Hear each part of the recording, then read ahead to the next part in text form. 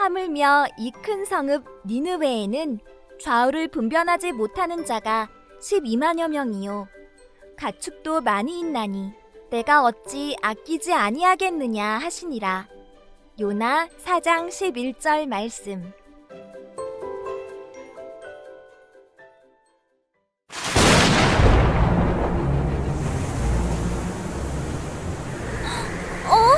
엄청난 폭풍우야. 저기 저 배 너무 위험해 보이는데? 하나님의 말씀을 안 듣고 도망가더니만. 하나님 말씀을 안 들었다고?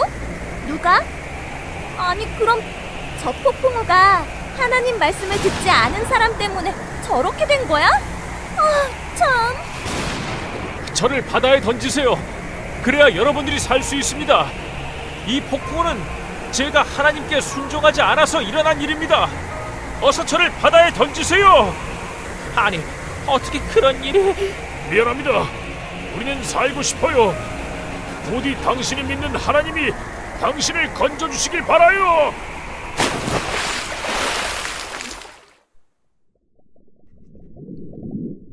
어떡해. 요나가 바다에 던져졌어. 누가 좀 구해줘야 하는 거 아니야? 어머, 뭐지? 요나가 살아있잖아. 하나님께서 큰 물고기를 준비해 놓으셔서 요나를 삼키게 하셨어. 요나는 물고기 뱃속에서 3일 동안 있으면서 살려주신 것에 감사하고 하나님께 순종하겠다고 기도했어. 하나님 감사합니다. 제가 이렇게 살아있을 수 있도록 인도해 주셔서 감사합니다. 하나님께서 니느웨로 가서 백성에게 하나님의 말씀을 전하라 하신 것을 지키지 않고 제 마음대로 다시스로 가는 배를 탔습니다. 용서해 주세요. 그럼 저기 요나가 있는 곳이 물고기 뱃속이란 말이야? 응, 맞아. 진짜 놀라운 일이지? 그로부터 3일이 더 지나고 하나님께서 물고기에게 명령하셔서 물고기가 요나를 땅 위에 토해냈어.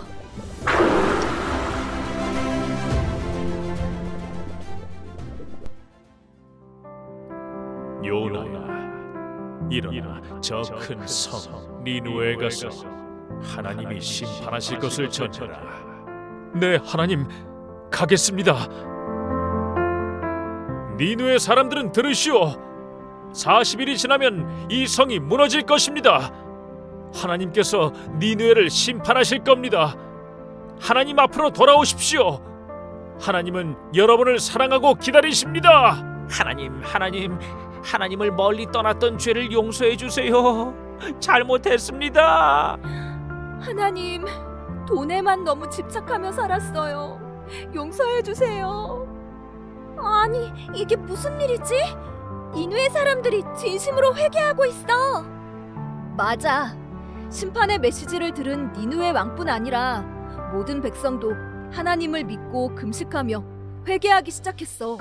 왕이 짐승들까지 하나님 앞에 금식하며 회개하고 죄에서 떠나라고 명령했어. 우와, 굉장해. 그런데 이제 와서 회개한다고 하나님의 심판을 피할 수 있을까? 하나님은 죄를 반드시 심판하시는 공의로운 하나님이시기도 하지만 동시에 죄에서 돌이키고 회개하는 사람에게는 용서하시는 하나님이시지. 잘됐다. 그런데 요나는 왜 기뻐하지 않고 저렇게 화를 내고 있는 거야?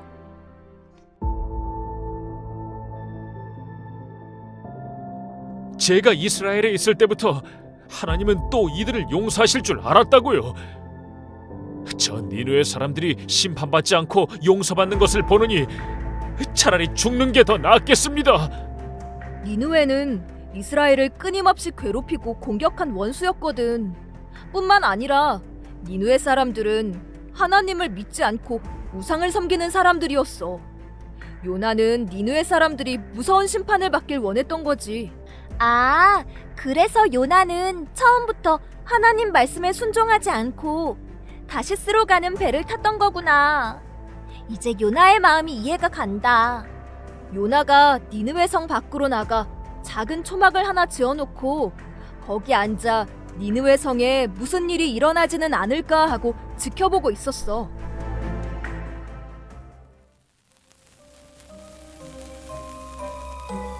아우, 해가 너무 뜨거워. 왜 오늘은 이렇게 해는 뜨거운 거야? 저기 봐! 박넝쿨이 자라고 있어. 이렇게 불평을 하고 있는데도 하나님은 요나가 덥다고 박넝쿨을 준비해 주시는 거야? 아, 참. 이거 그늘이 좀 생기니 이제야 좀 살 것 같으네. 아니, 이게 뭐야? 이놈의 벌레들이 박넝쿨을 다 갉아먹어 버렸잖아. 아, 하나님. 아니, 이랬다 저랬다 이게 뭡니까? 저 너무 더워 죽겠어요. 차라리 죽는 게 낫겠어요. 요나야, 아무것도 아닌 박넝쿨 하나 때문에 이렇게 성내는 것이냐? 네가 심지도 않고 가꾸지도 않은 박넝쿨을 아끼는 것이 당연하다면 이 큰 니느웨 성에 살고 있는 수많은 사람들을 내가 아끼고 불쌍히 여기는 것은 당연하지 않겠느냐? 네, 하나님. 요나야, 나는 요나 너도 니느웨에 있는 많은 백성들도 사랑하느니라. 죄송합니다, 하나님. 제가 하나님의 마음을 더 깊이 이해하지 못했습니다. 죄송합니다, 하나님. 하나님이 사람을 아끼시는 그 마음으로 우리도 전도하자. 그래, 하나님의 사랑을 모두에게 전하자.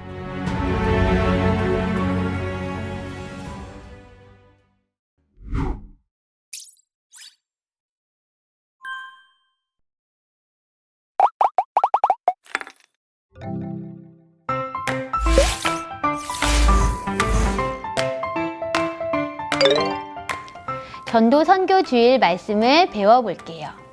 제목을 같이 읽어보겠습니다. 전도는 어떤 마음으로 해야 하나요?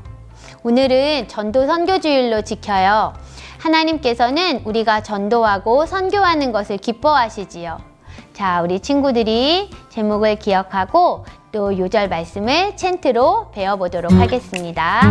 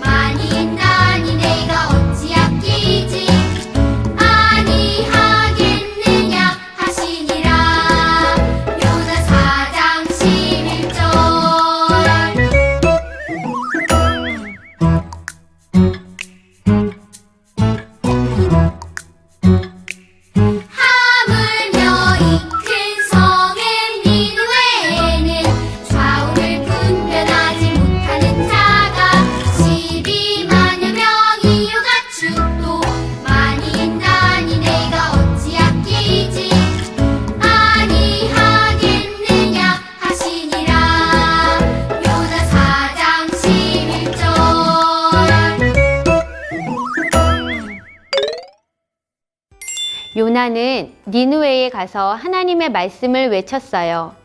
40일이 지나면 하나님께서 이 성을 멸하실 것이다. 요나의 외침을 들은 니느웨 사람들은 왕에서부터 모든 백성, 짐승들까지 하나님 앞에서 죄를 회개하며 뉘우쳤어요. 하나님은 니느웨 성을 멸망시키지 않으셨어요. 요나는 하나님께서 니느웨 사람들을 용서하시고 심판하시지 않은 것이 못마땅했어요. 하나님은 사랑과 긍휼이 많으세요. 하나님은 불평하는 요나에게 박넝쿨, 벌레, 동풍과 햇빛을 통해 하나님께서 니느웨 사람들을 아끼고 사랑하신다는 것을 가르쳐 주셨어요. 기억하기 활동입니다. 요나는 이스라엘을 괴롭히고 죄가 가득한 니느웨 백성들은 당연히 하나님의 심판을 받아야 한다고 생각했지요. 하지만 하나님의 마음은 어땠어요? 죄가 가득한 니느웨 사람들이지만 하나님은 그들도 불쌍히 여기시고 용서해 주기를 원하셨어요. 하나님은 세상 누구에게라도 용서와 구원을 주시기를 원하세요. 오늘 말씀을 기억하면서 하나님께서 요나를 위해 준비하신 것들을 찾아서 색칠해 보려고 해요. 우리 친구들이 색연필을 가지고 요나를 위해 준비하신 것이 무엇인지 여기서 찾아서 한번 색칠해 보도록 할게요. 혹시 잘 모르는 친구들은 아래에 힌트를 보면서 글씨를 찾아보세요. 자, 하나님이 도망하는 요나를 박넝쿨을 여기 쿨 하나님이 박넝쿨을 준비해 주셨어요. 또 하나님이 물고기를 준비하셨죠.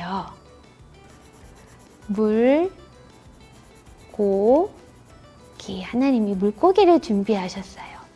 하나님이 동풍을 준비하셨다고 했어요. 동풍도 표시해보고 또 하나님께서 폭풍도 준비하셨죠. 하나님께서 폭풍도 준비하셨어요. 또 하나님이 해를 준비하셨죠. 또 하나님이 벌레도 준비하셨어요. 벌레에다도 이렇게 표시를 해봤어요. 하나님이 언제 왜 준비하셨는지 한번 이야기를 해볼까요? 순서대로. 자, 제일 먼저 하나님께서 도망가는 요나를 위해 무엇을 준비하셨나요? 폭풍을 준비하셨지요. 요나가 하나님이 부르신다는 것을 깨닫게 하기 위해 하나님이 폭풍을 준비하셨어요. 그 다음에 하나님께서 물고기를 준비하셨지요. 요나가 바다에 빠졌을 때 하나님은 요나가 죽기를 원하지 않으시고 다시 살려주기를 원하셔서 물고기를 통해서 요나를 삼키게 하셨어요. 그리고 하나님께서 니느웨 백성들에게 심판을 말한 이후에 그 다음에 어떻게 되는지를 구경하고 있었을 때 하나님이 요나를 위해 준비해 주신 것이 박넝쿨이었어요. 요나가 심지 않은 박넝쿨이 자라 그늘을 만들어 주어 요나를 시원하게 해주셨고 그 다음에는 하나님께서 벌레를 준비하셔서 그 박넝쿨이 시들게 하셨지요. 그리고 하나님이 해를 내리쬐게 하셔서 요나를 뜨겁게 하셨고 그리고 하나님이 또 동풍을 보내주셔서 하나님이 요나에게 하나님께서 니느웨 백성들을 얼마나 사랑하시는지 배우게 하셨어요.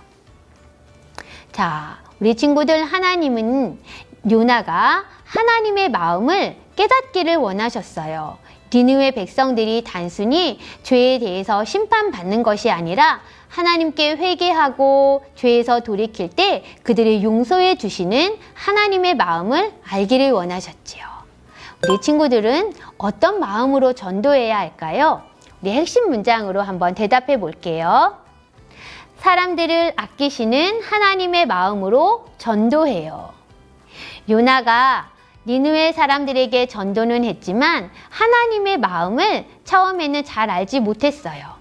그러나 이 여러 가지들을 통해서 하나님께서는 사람들을 아끼시는 하나님의 마음을 요나가 깨닫기를 원하셨고 그런 마음으로 전도하기를 원하셨는데 우리 친구들도 요나를 통해 사람들을 아끼시는 하나님의 마음을 잘 배우고 깨달았으면 좋겠어요. 우리 다음 활동 실천하기를 같이 해보도록 할게요. 실천하기 활동에는 부록 자료가 필요해요. 우리 친구들이 부록 자료에서 하트 편지지를 한번 준비해 주세요. 자, 하트 편지지를 보면 이게 전도 편지지예요. 자, 먼저는 우리 친구들이 전도 편지지의 겉면에 누구에게 쓸 건지 한번 친구 이름을 여기다 적어 보도록 할게요. 선생님은 친구 향이에게 그리고 보내는 우리 친구의 이름을 여기다가 적어 보세요. 승영이가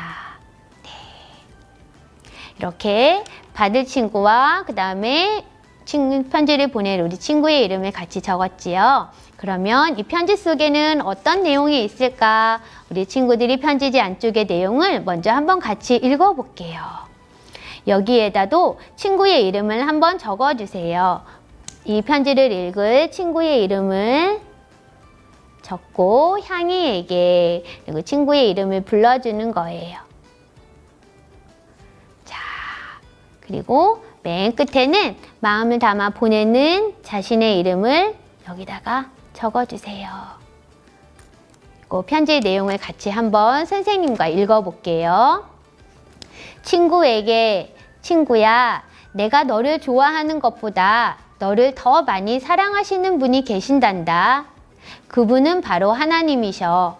하나님은 우리를 만드신 분이시고 우리를 죄에서 구원하시기 위해 독생자 예수님을 이 땅에 보내주셨어. 너에게 하나님의 사랑을 전해주고 싶어. 하나님의 사랑을 알 수 있도록 너를 우리 교회에 초대해. 이렇게 전도하는 내용을 적었어요. 혹시 친구들이 더 하고 싶은 말이 있다면 아래의 빈칸에 한번 적어보세요. 선생님도 한번 적어볼게요. 전도사님은 네, 향이야, 너와 같이 천국에 가고 싶어. 천국에 가고 싶어. 이렇게 선생님의 마음을 적어보았어요. 자, 우리 친구들이 이렇게 전도 편지를 다 적었으면, 자, 이제 전도 편지를 접을 텐데, 하트를 이렇게 접으면 이렇게 예쁜 하트 편지지가 되었어요. 우리 친구들이 할 때 가운데 가위로 조금만 더 깊이 잘라주면 이 하트 편지지가 이렇게 예쁘게 잘 접혀질 거예요. 자, 이렇게 편지를 썼으면 어떻게 해야 될까요?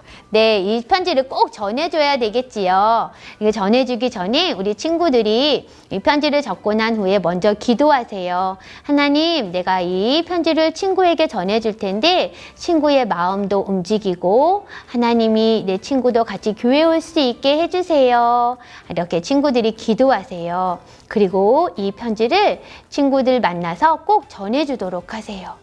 그런데 전도는 내 실력이나 노력으로 하는 것이 아니기 때문에 혹시 친구를 교회에 데려오지 못한다고 해서 전도에 실패했다고 생각하면 안 돼요. 친구를 사랑하는 마음으로 예수님과 복음을 전하는 그 자체를 하나님께서 기억하신다는 것을 우리 친구들이 마음에 새기고 오늘 내가 전도하고 싶은 친구도 하나님의 사랑을 꼭 알게 해주세요 하는 마음으로 기도하고 전도 편지지를 나누어 주세요. 자, 우리 말씀을 기억하면서 함께 외쳐요를 2번 크게 읽어볼게요. 우리 하나님의 마음을 가지고 전도하자는 거예요. 같이 해보겠습니다. 하나님의 사랑을 전하자. 하나님의 사랑을 전하자.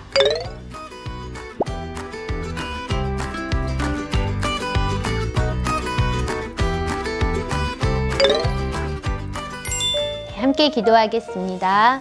하나님 아버지, 하나님께서는 어느 누구라도 용서해 주시고 구원해 주시길 원하신다는 것을 알게 되었어요. 제가 하나님의 사랑을 받고 구원받은 것처럼 하나님의 사랑을 다른 사람에게도 전하겠어요. 저를 통해 많은 사람들이 하나님을 만나게 해주세요.